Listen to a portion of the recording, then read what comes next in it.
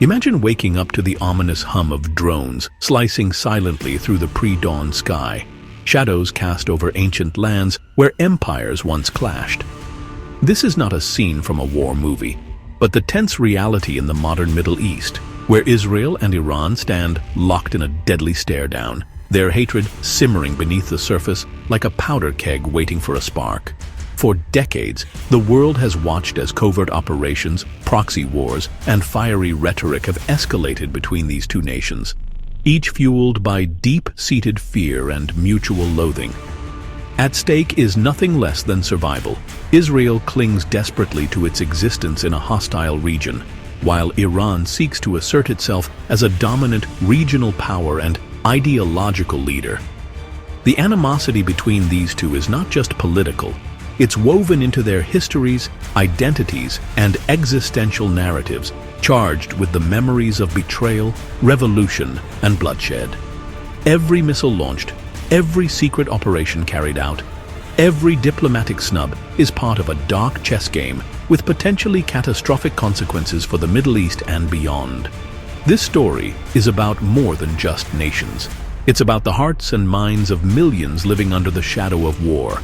And the question that haunts diplomats, soldiers, and civilians alike: why do Israel and Iran hate each other so fiercely? And what might finally bring peace to this fractured region? Picture two vastly different worlds, both ancient and modern, locked in an unyielding confrontation. In Tehran, a city of dusty bazaars, soaring minarets, and busy highways clogged with cars, the air hums with the fervor of revolution and a fierce desire for independence from Western influence. The streets whisper stories of the 1979 Islamic Revolution, a seismic event that toppled the Shah's regime and replaced it with a theocratic government dedicated to exporting its ideals and resisting perceived imperialism. Beneath the city's bustling surface lie secret military factories where missiles are manufactured, and scientists labor tirelessly on nuclear projects shrouded in mystery. Meanwhile, thousands of miles to the west, Israel's cities like Jerusalem and Tel Aviv pulse with energy and vigilance. Here, history weighs heavily: the haunting memory of the Holocaust, the trials of founding a nation in 1948 amid hostility, and the ongoing fight for security amid hostile neighbors. Concrete walls topped with razor wire, high-tech missile defense systems like Iron Dome, and soldiers patrolling crowded streets serve as daily reminders of a nation fighting for survival. Between these cities lie deserts, mountains, and contested borders, where every sunrise can bring new threats or fragile hopes. Families in both countries live under the constant threat of rockets and retaliation. Intelligence officers analyze satellite images, and leaders wrestle with impossible choices. This tense landscape is not just physical, but psychological, where generations grow up knowing that hatred and fear are part of their daily reality. The emotions here run deep: fear, pride, grief, and a desperate hope for security, setting the stage for a bitter rivalry that goes far beyond politics and borders. At the core of this hatred lies a clash of identity, ideology, and existential survival. Israel views Iran as an existential threat, not simply a geopolitical rival. Iran's leaders have repeatedly called for the destruction of the Jewish state, funding militias like Hezbollah and Hamas that have launched thousands of rockets into Israeli towns. Iran's nuclear ambitions loom large, perceived by Israel as an unacceptable risk that could tilt the entire balance of power.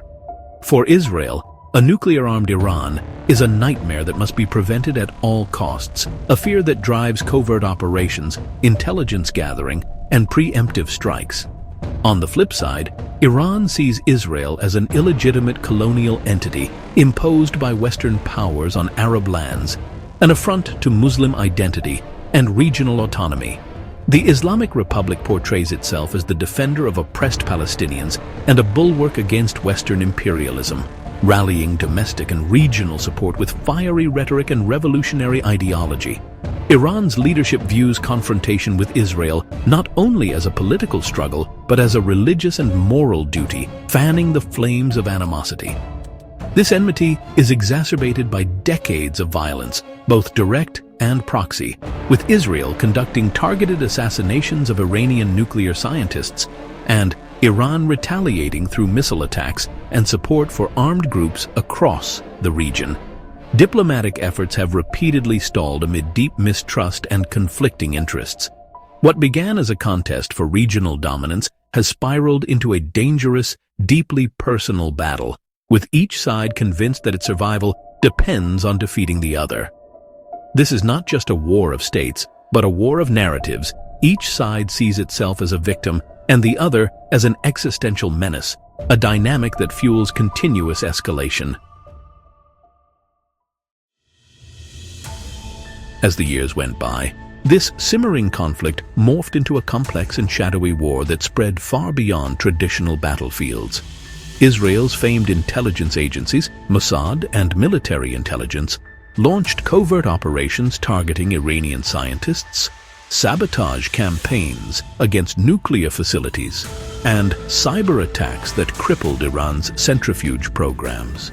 These secret strikes sowed paranoia and chaos within Tehran's elite, slowing Iran's nuclear progress, but also hardening its resolve. In response, Iran expanded its missile arsenal, developed sophisticated drone technology, and deepened alliances with proxy militias across Syria, Lebanon, and Iraq, creating a web of influence designed to threaten Israel indirectly while avoiding open war. Proxy groups like Hezbollah became crucial players, launching rocket barrages and guerrilla attacks to keep Israel on edge. The region turned into a chessboard where every move was met with a counter, and every attack birthed retaliation. The United States played a major role, with policies shifting dramatically, most notably the 2018 withdrawal from the Iran nuclear deal, which shattered hopes for diplomacy and pushed Iran to resume uranium enrichment at an accelerated pace. These complications created a volatile environment, where war could break out by accident or miscalculation. Alliances grew more complicated as Russia, China, and Gulf states balanced their interests in the region. Social media and global news amplified every skirmish, fueling public fear and nationalistic fervor on both sides. This period marked the transition from covert tensions to an open proxy war with devastating consequences for civilians caught in the crossfire. The long-simmering tensions finally erupted into a dramatic escalation when Israel launched a bold military campaign targeting key Iranian sites inside Syria and even deep within Iranian territory.